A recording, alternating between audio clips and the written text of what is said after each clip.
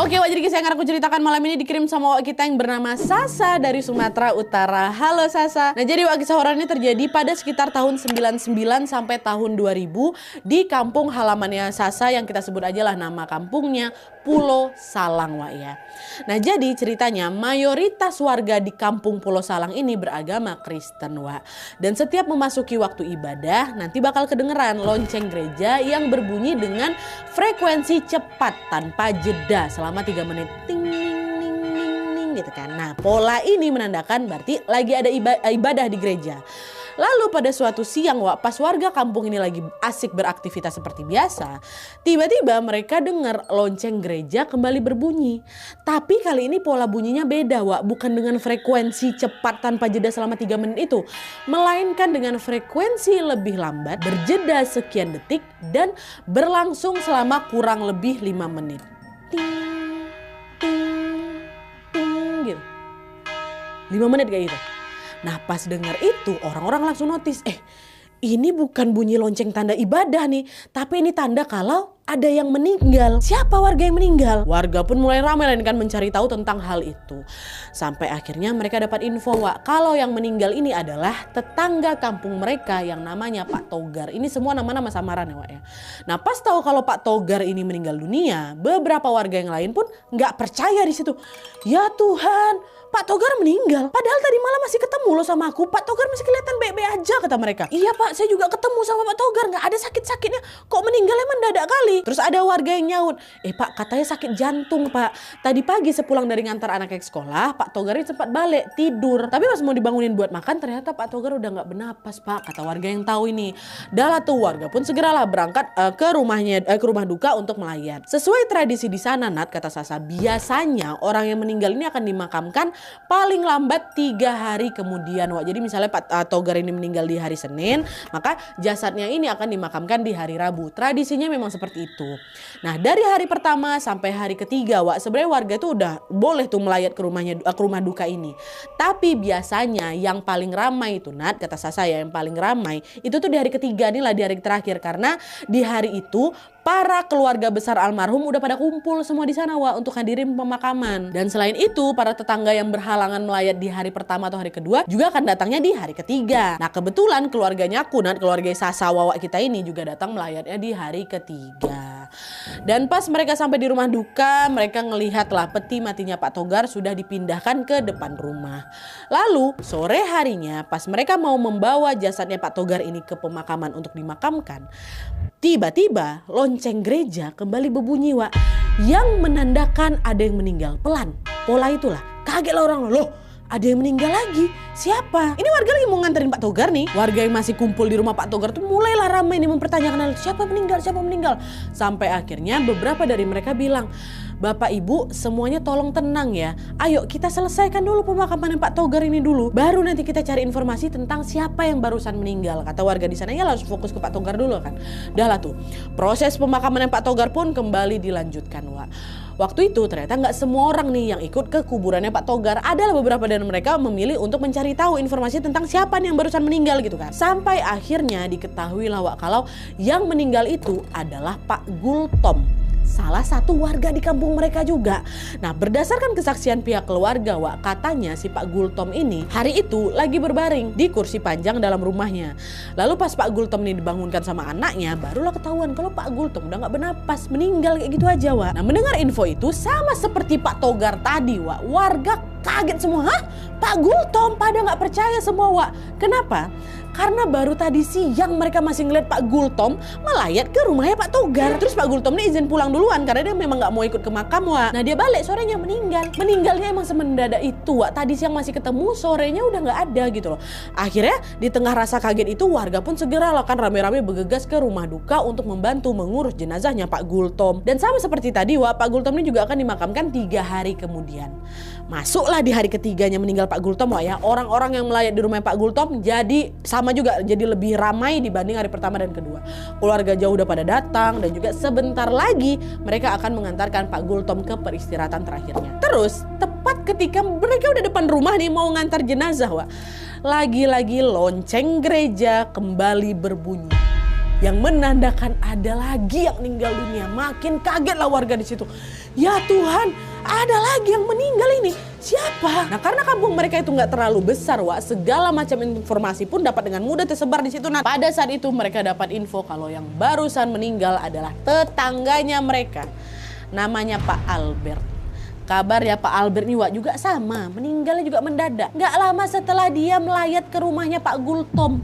Pihak keluarga bilang kalau awalnya Pak Albert ini cuma lagi duduk aja di kursi. Waktu itu diam aja, waktu dibangunin dah nggak ada. Udah kayak gitu sama, Wak. 3 orang meninggal mendadak di situ, Wak, ya. Jadi bisa sama kayak gitu tuh loh, Wak.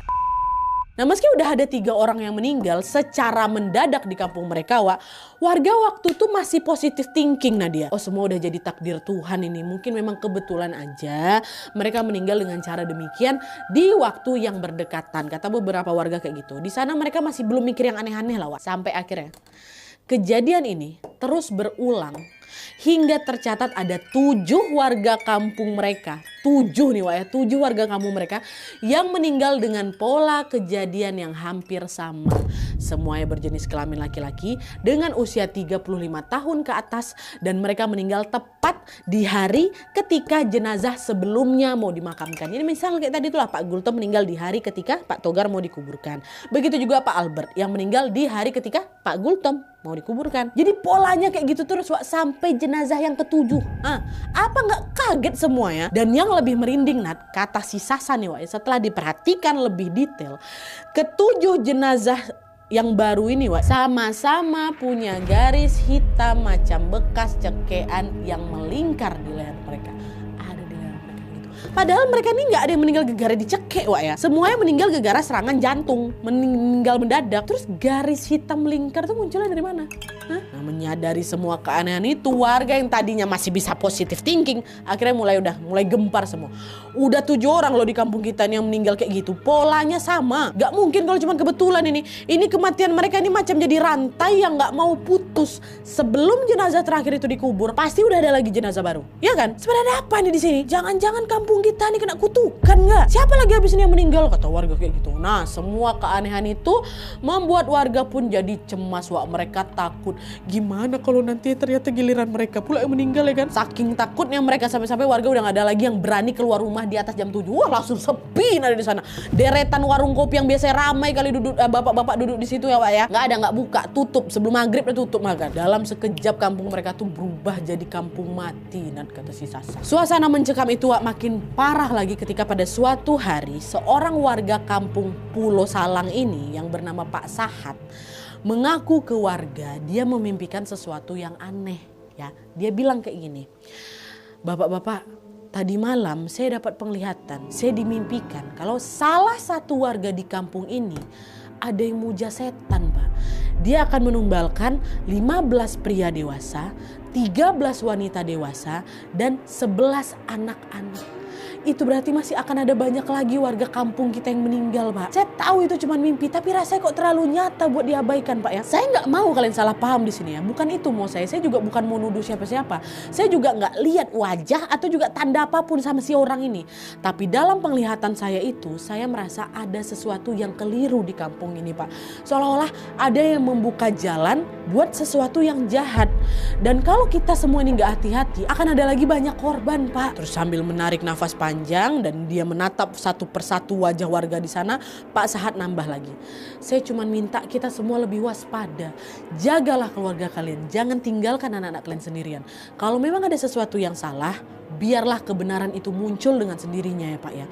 Tapi jangan sampai kita saling mencurigai tanpa alasan, Pak, ya. Saya juga bimbang nih. Di sisi lain saya takut menyesal kalau hal ini nggak saya sampaikan ke kalian semua. Tapi di sisi lain juga saya nggak mau omongan saya ini salah artikan," kata Pak Sahat. Dapat tuh macam clue lah dari Pak Sahat ini, kayaknya ada sesuatu yang nggak beres sama salah satu warga di sini. Dah lah tuh setelah informasi dari Pak Sahat ini tersebar, Wak, warga makin nggak berani lagi lah itu Nat keluar rumah. Nah, di sisi lain mereka juga nggak bisa nebak nih siapa pelakunya. Karena selama ini, Nadia, warga kampung Pulau Salang tuh nggak ada loh warga-warga yang berkelakuan aneh. Semuanya hidup rukun satu sama lain. Akhirnya karena masalah ini nggak kunjung juga menemukan titik terang, Wak, pada suatu malam beberapa warga pun memutuskan untuk begadang demi bisa mencari tahu apa yang sebenarnya salah dari kampung ini kalau misalnya malam hari tiba, ya kan? Nah sebenarnya di kampung Pulau Salang ini nggak ada pos ronda. Tapi kan hal ini beberapa warga pun rela begadang Wak, dan berkumpul lah untuk berjaga-jaga di warung tua. Nah malam itu semua yang begadang adalah bapak-bapak. Mereka sambil minum tua sambilan ngobrol juga sampailah tengah malam sambil berjaga nih.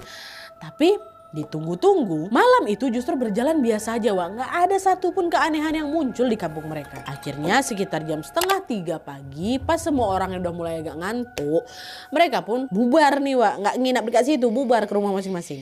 Kayak malam ini kampung kita aman lah nih. Lah Pak, kita balik aja. Kita lanjut begadang lagi besok malam katanya kan. Nah adalah tuh bapak-bapak itu pun balik lah ini Wak ke rumah masing-masing. Kebanyakan rumah mereka tuh nggak berjarak jauh Wak dari warung tua itu. Kecuali rumahnya Pak Holong yang berada di dalam gang kecilnya dia. Dia jalan lah gitu kan. Kalau dia udah nyampe rumah lah mungkin kan dia agak jalan, masih agak jauh rumahnya. Nah di tengah gang menuju ke rumahnya Pak Holong ada satu lampu jalan yang cahayanya juga nggak terlalu terang. Lalu pas Pak Holong ini mau belok ke arah gang rumahnya, dari jauh dia lihat Wak, ada sesuatu yang bergerak-gerak nih di bawah si lampu jalan itu. Apa itu ya, kok gerak-gerak sendiri? Pohon apa? Kata dia kayak gitu. Cahaya yang remang-remang bikin Pak Holong ini nggak bisa nengok, ini yang bergoyang-goyang ini apa nih ya kan, apa gitu. Sepenglihatannya Pak Holong yang gerak-gerak itu ya pohon Wak. Tapi sedetik kemudian Pak Holong sadar, nggak ada pohon yang tumbuh di dekat lampu jalan tuh, nggak ada pohon. Itu yang gerak-gerak siapa tuh? Apa tuh? Dan pas Pak Holong mencoba memperhatikannya dengan lebih teliti Wak, tiba-tiba hal aneh ini bergerak macam orang lagi menari Wak. Sambil berjalan ke arahnya Pak Holong ya kan. Ngapa dia kesini? Ngapa orang tuh? Refleks Pak Holong langsung cari tempat buat sembunyi Pak. Pak Bulak Wak, itu posisinya udah masuk gang ke arah rumah Pak Holong Wak ya. Tapi rumah Pak Holong tuh masih agak jauh gitu, masih ke depan. Jadi Pak Holong ini pun sembunyi lah dekat rumah teras tetangganya. Nah sambil sembunyi Pak Holong terus memperhatikan hal aneh itu. Apa nih ya? Apa tuh ya?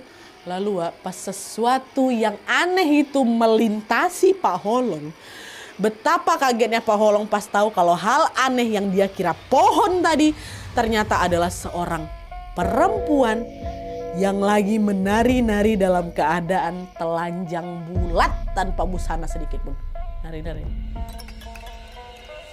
Karena cahayanya redup, Pak Holong nggak bisa nengok ini. Siapa nih? Wajah perempuan tuh nggak bisa Wak. Tapi yang pasti si perempuan itu berambut ikal, panjang rambutnya sebahu, dan sebagian rambutnya menutupi mukanya. Dan kayaknya dia udah agak tua Wak. Kayak gitu deh jalan-jalan. Dan terus dia berjalan sambil kedua tangannya mengayun. Jadi kedua tangannya itu sejajar di dada Wak. Telapak tangannya menghadap ke bawah. Lalu kedua tangannya naik turun gini. Pelan-pelan nih. Macam ombak gitu loh. Dan dia terus mengulangi gerakan itu sambil badannya berputar-putar. Terus kaki ya dihentak-hentak. Bayangkan Wak. Jalan dia ngelintas ke Pak Holong tuh. Kayak gitu tapi posisi ya. Dari lampu jalan lewati mana Holong kayak gitu terus nari dia. Kayak gitu tadi posisinya. Dia gak sadar nih kalau diam-diam Pak Holong lagi nengokin dia. Kan Pak Holong sembunyi kan Wak. Apa tuh? Ya Tuhan. Apa tuh? Awalnya Pak Holong sempat gak percaya Wak dengan apa dia tengok. Itu betulan perempuan apa jangan-jangan aku halu nih. Gara kan dia habis minum tua kan. Tapi aku gak mungkin salah lihat, aku gak mabuk kok ini. Memang gak mabuk Pak Holong ini Wak. Dia minumnya tapi dia gak begitu mabuk lah gitu. Tapi siapa perempuan tuh ya? Masa di salah satu warga di sini ngapa pula dia kayak gitu? Keluar sendirian jam 2:30 pagi sambil nari-nari, nggak pakai baju sama sekali pula. Aneh kali kelakuannya kan? Ini udah nggak betul nih kata Pak Holong kayak gitu kan Wak. Nah karena penasaran dengan perempuan itu, Pak Holong sempat Wak berniat untuk diam-diam ngikutin dia dari belakang. Ini kan udah lewat nih. Ikutin apa dia ya? Dia masih itu jalan tuh. Nah, ngentak-ngentak kaki kayak gitu Wak. Pak Holong pengen tahu dia nih siapa dan dia mau kemana. Dia tahu nih siapa ya kan. Tapi gara-gara Pak Holong waktu itu cuma sendiri Wak, nggak berani dia ciut juga dia. Akhirnya setelah memastikan perempuan itu pergi agak jauh Wak, Pak Holong ini pun langsung itu berjalan cepat ke arah rumah ya kan Wak. Itu pas Pak Holong diam-diam melipir ke rumahnya Wak, perempuannya masih ada di belakang. Masih, tapi memang berjalan menjauh. Masih dengan menari-nari tadi tuh. Pak Holong jalan, dia tengok belakang masih sekali. Jalan lagi, tengok masih menjauh kayak sana. Masuklah ke rumah situ kan. Pak Holong langsung cuci muka. Pagi harinya, pas langit sudah mulai terang, Pak Holong langsung pergi Wak, menemui para bapak-bapak yang semalam begadang sama dia juga nih di warung tua itu. Di hadapan bapak-bapak itu Wak, Pak Holong pun menceritakanlah semuanya. Pak, Tadi malam kalian tahu di jalan pulang aku tengok ada perempuan lagi nari-nari nggak pakai baju, Pak. Hah? Masa iya? Siapa? Kenal ke orangnya? Itulah dia, saya nggak sempat nengok wajahnya. Tapi karena dia berkeliaran di kampung kita, besar kemungkinan dia tuh pasti salah satu warga di sini. Aneh kan, Pak? Nggak pernah kita nengok kayak gitu kan? Apa ada hubungannya nih, Pak, ya sama apa yang terjadi sama desa kita nih? Nggak lazim loh itu, Pak. Tapi siapa ya? Ya udah, daripada kita asal nebak karena salah satu warga di situ. Daripada kita asal nebak, sebaik kita lapor aja nih ke Opung. Jadi Opung itu dia kakek kan untuk istilah Sumatera Utara. Cuman di sana itu panggilan juga untuk tetua di kampung mereka dipanggil Opung. Yuk ke tempat Opung. Dah lah, berangkatlah mereka ke rumahnya Opung. Sesampai di sana Pak Holong pun menceritakan semua kejadian yang dialami tadi malam tadi, Wak. Nah, dengar cerita itu Opung cuman Opung manggut-manggut aja tanpa mengatakan apa-apa, Wak. Lalu gak lama setelah Pak Holong menyelesaikan ceritanya, Opung bilang, sekarang panggil Pak Kades ke sini, sebaiknya kita musyawarahkan masalah ini bersama-sama. Panggil Pak Kades, sampailah Pak Kades di rumahnya si Opung kan. Nah, barulah Opung bilang kayak gini. Perempuan yang ditengok sama Pak Holong tadi malam itu bukan perempuan biasa. Saya yakin dia adalah Sugumuang, kata Opung. Pak Kades bilang kan, Sugumuang itu apa, Opung? Bahaya dia. Dia sangat berbahaya. Sugumuang ini adalah sebutan untuk orang-orang yang memelihara begu ganjang atau roh jahat. Aku yakin banyaknya warga kampung yang meninggal di kampung kita ini pasti ada hubungannya sama Sugumuang. Dan FYI, Wak, di titik ini warga kampung mereka tuh masih banyak meninggal ya. Masih lebih dari yang 7 orang tadi itu loh. Cuman memang jaraknya gak sedekat sebelumnya. Kalau sebelumnya kan jeda 3 hari meninggal, jeda 3 hari meninggal kayak gitu kan. Kalau yang saat itu jedanya udah agak lama, Wak, sekitar 1 minggu baru demen. Tapi masih ada terus. Nah, dengar penjelasan si Opung, Pak Kades sama warga nanya, Opung, lalu sekarang apa yang harus kita lakukan untuk menghentikan apa ini ulah Sugumuang itu? Opung jawab, nanti malam sebaiknya bapak-bapak sekalian patroli keliling kampung lagi. Kalau kalian temukan Sugumuang yang ditengok sama Pak Holong kemarin, ikuti dia diam-diam dari belakang ya. Kita mesti tahu nih kemana Sugumuang itu pulang. Tapi ingat, jangan sampai ketahuan. Kalau ketahuan kita jadi nggak tahu nih dia dari siapa. Dia mungkin nggak bakal muncul lagi. Nanti setelah kalian tahu kemana Sugumuang itu pulang, baru kita musyawarah lagi ya untuk memutuskan apa langkah selanjutnya yang harus kita lakukan ya. Setuju ya? Oke, setuju. Kata warga semua kayak gitu kan, Wak. Dah. Singkatnya sesuai arahan dari Opung, Wak, malam itu juga mereka pun melakukanlah patroli bersama, termasuk bapaknya Wawa kan, Wak, termasuk juga Pak Holong tadi. Mereka lalu berkumpul tuh di warung tua yang tadi malam mereka singgahi. Tapi kali ini mereka nggak ada yang minum tua, Wak, karena takut mabuk ya kan. Mereka ingin mencari Sugumuang itu dalam keadaan yang sadar sepenuhnya gitu. Mereka kumpul aja di warung tua. Nah, setelah semua warga yang mau ikut patroli ini kumpul di warung tua, mereka sempat diskusi. Bapak-bapak, ini kita mau patrolinya sama-sama atau nyebar jadi beberapa kelompok aja? Bapak lain bilang, kita nggak tahu sebahaya apa sosok yang lagi kita hadapi ini. Jadi, untuk hindari hal-hal yang tidak diinginkan, saranku, sebaiknya kita nggak usah berpencar. Kita patroli sama-sama aja. Nah, oke lah, setuju lah yuk. Ayolah yuk, berangkat kita. Dah, Wak, sekitar jam 12 malam, para bapak-bapak itu pun mulai, Wak, berangkat patroli lah kan, Wak. Mereka nyusur lah ini satu persatu jalan di kampung Pulau Salang ini. Dan tidak lupa juga setiap sudut kampung ikut diperiksa sama mereka, Wak, untuk memastikan keadaan. Nah, pas sudah setengah jalan, setengah patroli ini, kondisi kampung Pulau Salang itu terpantau aman-aman aja, Nat. Tapi pas mereka berbelok ke pertigaan yang berada di dekat area gereja, disitulah mereka menemukan apa yang sedang mereka cari, Wak. Di ujung pertigaan terlihat ada seorang perempuan tanpa busana, rambutnya nutupin wajah, dan dia lagi menari dengan gerakan gemulai. Sama kayak tadi, kedua tangannya sejajar di dada, telapak tangannya menghadap ke bawah, lalu kedua tangannya dinaik turunkan secara perlahan-lahan macam ombak kayak gitu loh. Astagfirullahaladzim. Dia terus ngulangin gerakannya sambil badannya berputar-putar dan kakinya ngentak ke tanah. Sama kayak yang ditengok Pak Holong. Lalu selangkah demi selangkah terlihat dia berjalan menjauh dari arah bapak-bapak yang lagi patroli itu. Jadi waktu ketahuan, Wak, dia memang lagi membelakangi bapak-bapak nih. Nah, nengok perempuan itu, Wak, rasanya Pak Holong sama bapak aku Nadia, ya Allah, itu macam mau teriak, syok mereka, Wak. Nengok kayak gitu. Itu dia, cuman nih. Tapi untungnya mereka langsung ingat pesan Opung. Jangan sampai ketahuan. Udah ikuti aja perempuan itu diam-diam dari belakang ya kan. Udah lah tuh, akhirnya dengan langkah mengendap-endap Pak Holong dan kawan-kawan itu mengikutilah kemana si perempuan itu pergi, Wak. Udah Pak, ikutin. Di sisi lain perempuan itu masih asik berjalan. Dia nggak tahu dia di belakang lagi diikutin nggak. Dia masih berjalan sambil menari dengan gerakan yang sama. Ya Allah, itu creepy kali sih. Perempuan itu terus melanjutkan langkahnya, diikutin juga terus dari belakang ya kan. Sampai akhirnya dia berhenti lah, Wak. Berhenti dan masuk ke sebuah rumah. Pemilik rumah yang lagi dimasukin sama si Gomuang ini bukanlah orang asing bagi Pak Holong, Bapak Wawa dan juga teman-temannya. Mereka adalah tetangga kampung yang bernama Pak Bonar dan Bu Mariana. Pak Bonar ini bekerja sebagai guru SMP, sedangkan Bu Mariana adalah seorang tukang urut. Mereka punya 5 orang anak, yang salah satunya itu juga kawannya Wawa, kawannya Sasa. Selama ini, Wak, keluarga Pak Bonar itu dikenal sederhana. Mereka nggak pernah neko-neko Nadia. Inilah yang akhirnya membuat tetangga-tetangga semua itu pada nggak pernah curiga sama dia, Wak. Cuman kejadian janggal malam itu di mana sosok Sugomuang ini terlihat masuk ke rumah mereka, disitulah bapak-bapak ini udah nggak bisa berpikir positif lagi. Pasti keluarga Pak Bonar ini ada hubungannya sama sosok Sugomuang nih. Pasti mereka juga punya andil dengan banyaknya orang yang meninggal di kampung kita. Gak bisa dibiarin kayak gitu aja. Kita harus segera lapor ke Opung dan juga ke Pak Kades, kata mereka. Dapat akan masuk rumah Pak Bonar. Singkatnya, setelah langit terang, warga pun berkumpul di rumahnya Opung, Wak. Termasuk Pak Kades, Pak Holong, Bapak Wawa dan bapak-bapak yang semalam ikut patroli. Di situ Pak Holong sama kawan-kawan pun menceritakanlah semua kejadian semalam ya kan. Mereka di sini bilang, kami belum bisa memastikan siapa sebenarnya sosok Sugomuang itu, Opung. Tapi karena dia masuknya ke rumahnya Pak Bonar sama Bu Mariana, besar kemungkinan sosok Sugomuang itu itulah Bu Mariana berarti. Siapa nih yang harus kita lakukan sekarang? Dengar laporan itu, beberapa warga yang nyeletuk, udahlah kita langsung tangkap aja mereka. Kan udah jelas itu Sugomuangnya itu masuk ke rumah mereka, berhenti di rumah mereka. Pasti mereka itu pelakunya. Yang lain nyaut lagi, iya weh setuju, udahlah kita tangkap aja mereka. Dan dalam sekejap suasana musyawarah itu pun langsung memanas, Nadia, chaos. Warga yang geram dengan semua kejadian di kampung mereka ini pun pengen langsung nangkap Pak Bonar sama Bu Mariana saat itu juga, Wak. Tapi di sini, Wak, Opung sama Pak Kades nggak setuju sama rencana itu. Mereka pun berusaha untuk menenangkan warga yang mulai tersulut emosi. Udah Pak, bapak-bapak tenang dulu semua. Sebisa mungkin kita harus menyelesaikan masalah ini tanpa keributan ya. Terus apa solusinya nih Pak? Kalau mereka nggak segera ditangkap, takut dia kabur nanti. Atau malah jadi makin banyak lagi korban berjatuhan. Udah emosi kali warga di situ, Wak. Nah di situ Opung sama Pak Kades pun ngajak warga untuk memikirkan solusi yang lain dulu.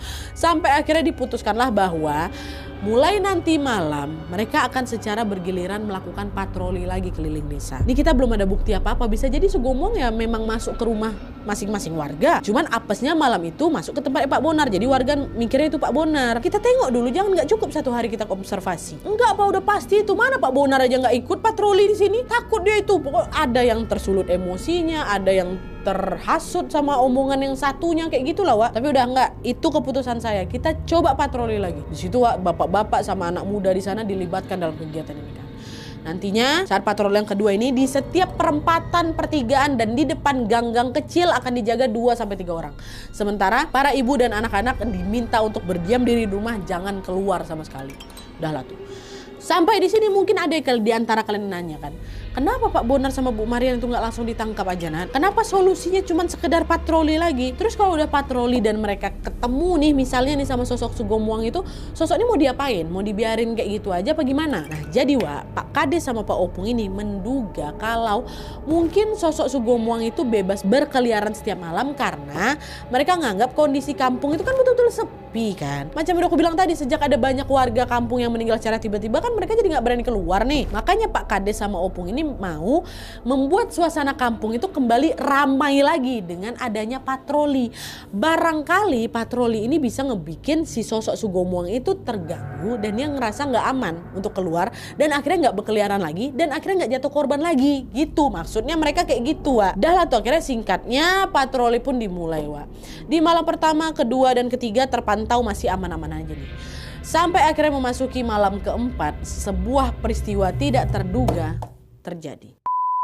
Nah jadi Wak, pada malam itu ada beberapa pemuda yang lagi berjaga-jaga di pertigaan yang dekat dari rumahnya Pak Dame. Ini salah satu warga kampung mereka, Wak ya. Lalu sekitar jam 1 malam tiba-tiba kedengeran ada suara orang teriak yang ngelengking dari dalam rumahnya Pak Dame. Ah, tolong! kata suara ini kan. Suaranya kencang lagi, Wak. Spontan pemuda-pemuda yang ada di sana langsung berlari lah kan, ngampirin rumahnya Pak Dame. Pak, kenapa Pak? Nah malam itu, Wak, bukan giliran Pak Dame buat ikut patroli. Jatahnya Pak Dame di malam sebelumnya. Jadi Pak Dame ada di rumah tuh. Dia sama istrinya sama 3 orang anaknya. Kak Ana, Bang Dorman sama Willy. Nama 3 anaknya kan. Pak, kenapa? Gak lama dibuka lah ini pintu tuh. Yang keluar Kak Ana. Panik Kak Ana. Bang, tadi Willy yang menjerit Bang. Kami gak tahu dia kenapa. Katanya udah Pak, Kak boleh kami masuk gak? Ayolah kita cek Willy sama-sama. Nah pas mereka masuk ke dalam, Wak, ketengok nih Pak Dame, istrinya sama Bang Dorman lagi kumpul di kamarnya Willy. Willy masih teriak tuh. Ditenangin sama mamanya. Udah Will, sabar Will. Tenang kok, kenapa? Udah rame nih. Udah ada bang patroli juga. Ngapa? Kok udah gak sendirian lagi? Ngapa kok tiba-tiba teriak kayak gitu? Terus setelah keadaan mulai tenang, Wak, barulah di sini Willy menceritakan semuanya. Jadi, Wak, tadi waktu Willy itu lagi tidur, dia tiba-tiba kebangun gara-gara kebelet pipis. Nah pas Willy ini buka mata, samar-samar dia lihat ada seorang laki-laki nggak pakai baju, Wak. Dia cuma pakai celana pendek aja. Lagi berdiri menghadap lemari dengan posisi ngebelakangin si Willy. Lemari di depan. Laki-laki itu ngebelakangin dia. Awalnya Willy kira itu abangnya, Bang Dorman. Karena kebetulan malam itu Willy memang tidurnya kan berdua sama Bang Dorman. Tapi pas Willy noleh ke samping, Willy tengok Bang Dorman masih tidur sebelah dia. Nah, itu laki-laki itu siapa? Pak Dame apa bapak si Willy? Bapak aku apa ini? Nah pas Willy perhatikan laki-laki itu, Wak, di cahaya remang-remang kamarnya dengan teliti, Willy tahu kalau perawakan laki-laki itu nggak ada sama sekali perawakan bapak aku. Dan bapak aku tuh tidur di kamar sebelah. Ini bukan bapak aku nih, bukan. Nah, sadar kalau laki-laki itu adalah orang asing, Willy dicubit nih tangan Bang Dome kan, bangun bang gitu kan. Udah dicubit berkali-kali nggak bangun juga Bang Dorman nih, Wak. Willy cuma bisa diam memperhatikan gerak-gerik si laki-laki misterius itu. Nah di sisi lain, kedua tangan laki-laki ini terlihat lagi meraba bagian dalamnya lemari, macam lagi nyari sesuatu, Wak.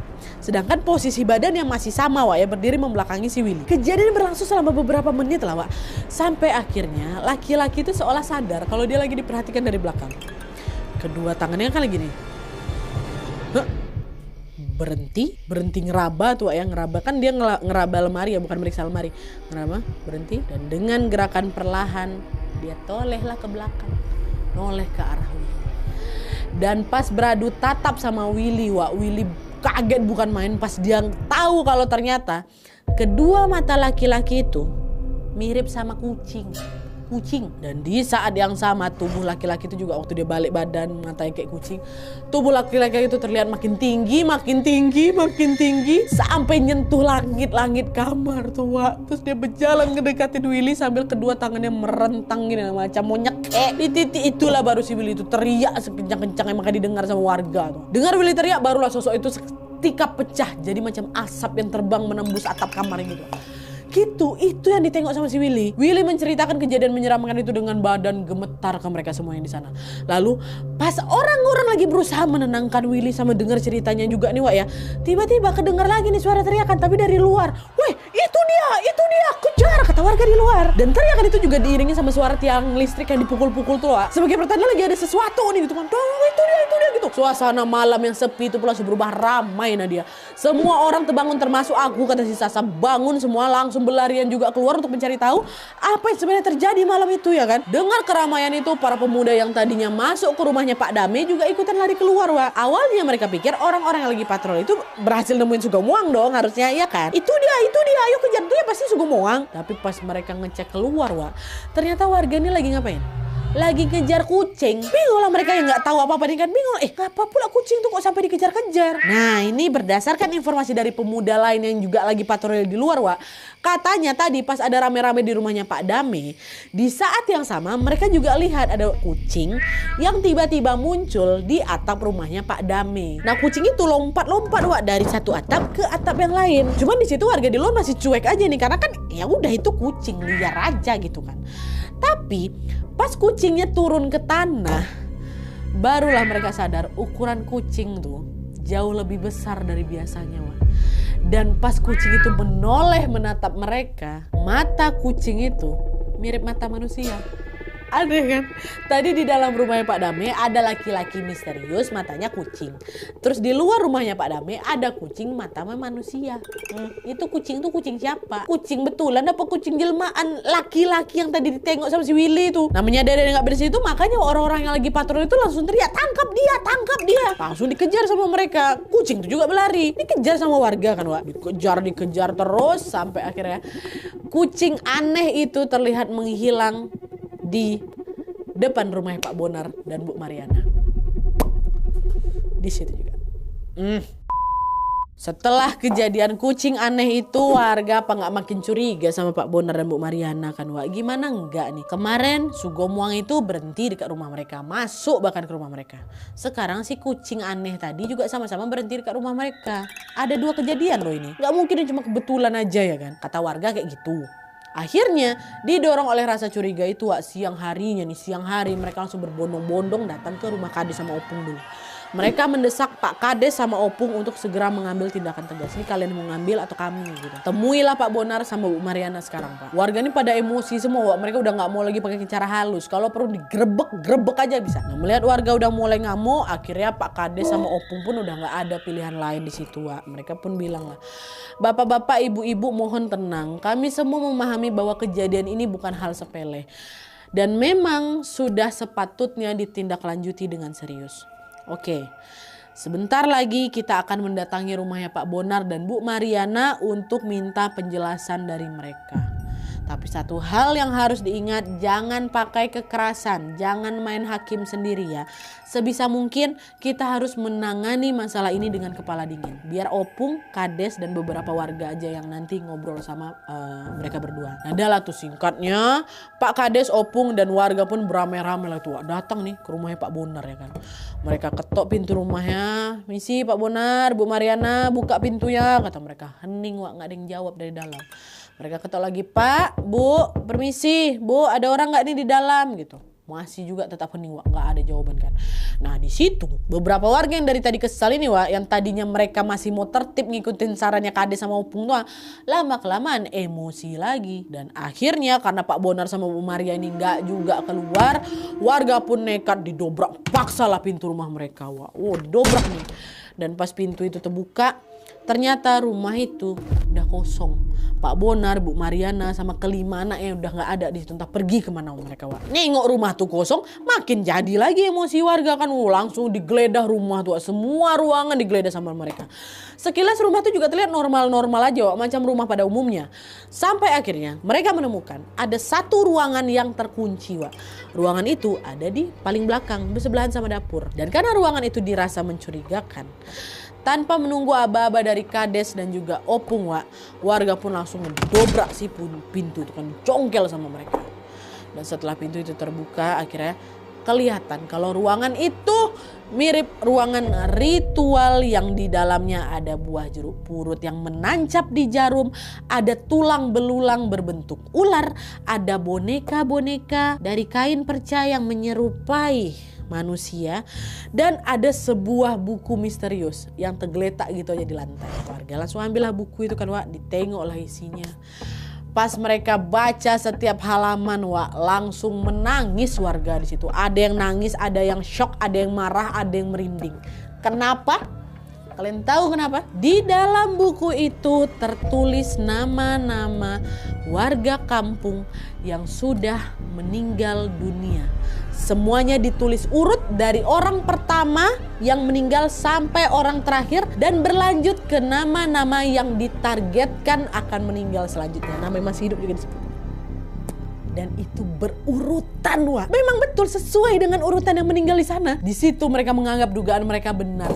Mereka menduga Pak Bonar sama Bu Mariana lagi memperdalam ilmu hitam, dan mereka menumbalkan orang-orang yang namanya tertulis di dalam buku itu. Jadi setiap berhasil menumbalkan satu orang tuh udah ada tuh tanda silang di samping nama orang tua. Tapi itu saya tulis ya. Saya tulis yang gak terputus. Jadi terserah setelah nama bapak ini ada bapak ini terus ada bapak yang belum meninggal. Dan tanda silang itu memang betul di tanda bapak terakhir meninggal, Wak. Nah, tanda silang ini menunjukkan bahwa misi sudah terpenuhi dan siap berlanjut ke misi selanjutnya gitu. Dan pas mereka perhatikan semua nama di dalam daftar itu, mereka makin marah lagi waktu melihat nama pertama. Kalian pikir Pak Togar yang ceritanya paling pertama kali ku ceritakan? No, bukan. Nama pertama di buku itu adalah Pak Suhol. Pak Suhol ini orang yang sudah meninggal 6 tahun yang lalu. Jauh sebelum warga ini sadar ada yang aneh sama kampung mereka. 6 tahun yang lalu. Itu berarti apa? Praktek ilmu hitam yang ditekuni sama Pak Bonar sama Bu Maria ini sudah berlangsung dari lama, Wak. Setidaknya sejak 6 tahun yang lalu. Itulah Pak Suhol. Mengetahui kalau namanya Pak Suhol ada di situ, keluarganya betul-betul terpukul kali, Wak. Mereka kira waktu itu Pak Suhol ini meninggal karena sakit biasa aja. Memang mendadak juga, Wak. Cuma mungkin serangan jantung gitu kan. Siapa sangka kalau ternyata Pak Suhol dijadikan tumbal sama Pak Bonar dan Bu Mariana. Tuh, warga yang datang ke sana yang awalnya cuma ingin minta penjelasan aja, pelan-pelan mulai kehilangan kendali. Rasa takut, marah dan kecurigaan yang selama ini sudah dipendam akhirnya udah meledak jadi satu waktu itulah waktu baca buku tuh. Apalagi sejak kabar soal tumbal itu merebak, Wak, korban terus berjatuhan, tapi pelakunya nggak pernah jelas ya kan. Dan ketika dugaan ini mengarahnya ke Pak Bonar dan Bu Mariana, warga merasa inilah satu-satunya kesempatan untuk bisa menghentikan semuanya. Mereka udah nggak percaya lagi sama kata-kata Wak, apalagi janji penyelesaian udah nggak percaya lagi. Yang tersisa cuma amarah dan keinginan untuk mengakhiri mimpi buruk ini dengan cara mereka sendiri. Akhirnya dengan kalap nih, Wak, ya, mereka langsung mencari minyak tanah. Mereka cari korek api yang ada di rumah tuh. Langsung diguyur minyak tanah dekat rumah Pak Bonar ini. Bakar sama mereka. Dibakar. Kau harus bayangin ada gimana emosinya warga waktu itu, kata Sasa. Memang seemosi itu mereka. Sampai dibakar rumahnya Pak Bonar tuh. Nah, setelah rumahnya Pak Bonar itu bakar, Wak, kemarahan warga belum reda. Belum. Warga khawatir hal ini gak membuat ritual penumbalan itu berhenti, Wak. Tadi soalnya kan di dalam buku juga tulis nama-nama yang akan jadi tumbal selanjutnya kan, Wak. Kalau misalnya nama-nama itu tetap meninggal karena jadi tumbal selanjutnya gimana? Ditambah lagi Pak Bonar dan Bu Mariana gak ada ya kan. Nah, untuk meredam kekhawatiran warga, Opung bilang lagi, udah sini mana buku tuh, kasih sama aku. Biar nanti nama-nama yang ditulis di sana yang jadi target tumbal selanjutnya ini bakal ku kasih selamatan lah kayak gitu. Semoga dengan begitu mereka akan selamat dari incaran tumbalnya Bonar dan Mariana, kata siapa itu kan, kata si Opung. Nah, dengar ucapan Opung, warga nggak langsung puas gitu aja, Wak. Memang dikasih buku itu, tapi mereka bilang, terus Pak Bonar sama Mariana ini gimana, Pung? Masa kita biarkan dia kabur gitu aja? Mereka udah jahat kali loh sama kita, nggak rela loh aku mereka pergi tanpa mempertanggungjawabkan ini semua, Pung. Warga yang lain ikut nyautnya, betul loh, Pung. Kami masih nggak terima ya sama perbuatan jahat mereka. Kami mau mereka juga dapat balasan yang setimpal. Opung bilang, sabar bapak-bapak, ibu-ibu, semua yang udah terjadi nggak bisa kita ubah lagi. Kalau kita membalas perbuatan Bonar sama Mariana, keluarga kita yang meninggal pun juga kan nggak bakal hidup lagi. Jadi udahlah, lebih baik sekarang kita pulang, kita lanjutkan aja hidup sebagaimana mestinya. Nanti kalau dia pulang, baru kita tanya. Dengar ucapan Opung, Pak Kades pun setuju, Wak. Pak Kades akhirnya meminta lah warga, udahlah pulang gitu. Udahlah nih. Sesuai arahan dari dari Opung dan Pak Kades, satu persatu warga desa ini pun baliklah ke rumah masing-masing. Sebagian warga menganggap kalau masalah ini sudah selesai kan, Wak. Tapi ternyata sebagian yang lain masih marah. Alhasil tanpa sepengetahuan Opung dan juga Pak Kades, ada warga yang diam-diam memprovokasi warga yang lain untuk balas dendam sama Pak Bonar dan Bu Mariana. Ada nih orang-orang yang memprovokasi warga gitu kan. Gak terima kali nih mereka, Wak. Nah, singkatnya aksi provokasi itu berhasil mengumpulkan puluhan warga, Wak. Lumayan. Mereka sepakat untuk memburu keberadaannya Bonar dan juga keluarganya. Dan karena kemungkinan Pak Bonar ini sudah pergi jauh, akhirnya warga yang tersulut emosi ini, Wak, ya, sampai nyewa 2 truk, Wak, buat ngejar mereka. 2 truk mereka sewa. Dan entah dapat info dari mana nih, Wak, ya, kata Sasa. Yang jelas pada saat itu tersiarlah kabar kalau katanya Pak Bonar sama keluarganya ini lagi sembunyi di ladang jagung di kampung sebelah. Dengar info itu langsung lah rombongan 2 truk ini pergilah ke ladang jagung tuh kan. Sesampainya di lokasi, warga langsung berpencar menyisir seluruh area ladang jagung, termasuk ke pondok-pondok kecil yang ada di sekitar ladang tempat istirahatnya petani kan, Pak. Tapi ternyata semua pondokan itu dalam keadaan kosong nih. Mereka perluas lagi pencariannya ke area irigasi. Lalu pas mereka ngecek ke salah satu paret yang ada di samping ladang, Wah, mereka dengar ada suara tangisan anak-anak. Ya.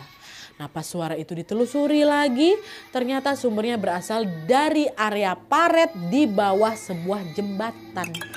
Dan pas dicek ke sana, Wah, di bawah jembatan itulah mereka temukan Bonar, Bu Mariana, dan kelima anaknya lagi sembunyi di situ. Bertujuh mereka dekat bawah jembatan tua. Mereka kabur ternyata tanpa membawa apa-apa. Bahkan mereka juga nggak pakai sendal loh. Di kaki mereka terlihat ada macam darah gitu loh, macam mereka ini habis nginjak beling gitu loh. Nah inilah yang bikin anak mereka tuh nangis, dan suara kedengar itu sama warga yang lagi emosi nih. Adalah tuh kan akhirnya itu dia Bonar tuh.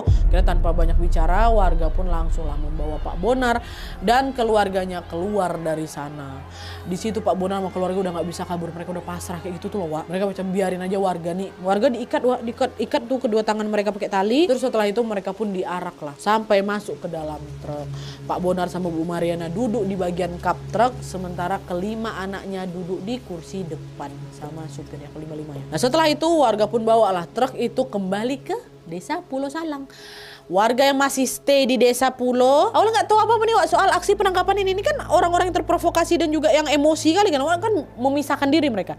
Sampai akhirnya pas dua truk ini memasuki area desa, sebagian warga pun langsung mukul-mukul tiang listrik untuk manggil warga yang lain. Weh, kumpul gitu. Dengar suara tiang listrik itu warga termasuk aku juga, nanti langsung bondong-bondong lah itu keluar rumah, kata Sasa. Dan pas mereka nengok ada dua truk yang lagi melintas, barulah mereka tahu kalau ternyata Pak Bonar dan juga keluarganya sudah berhasil ditemukan dan ditangkap sama warga. Pak Bonar sama keluarga ini langsung dibawa tuh, langsung digiring ke tengah kampung.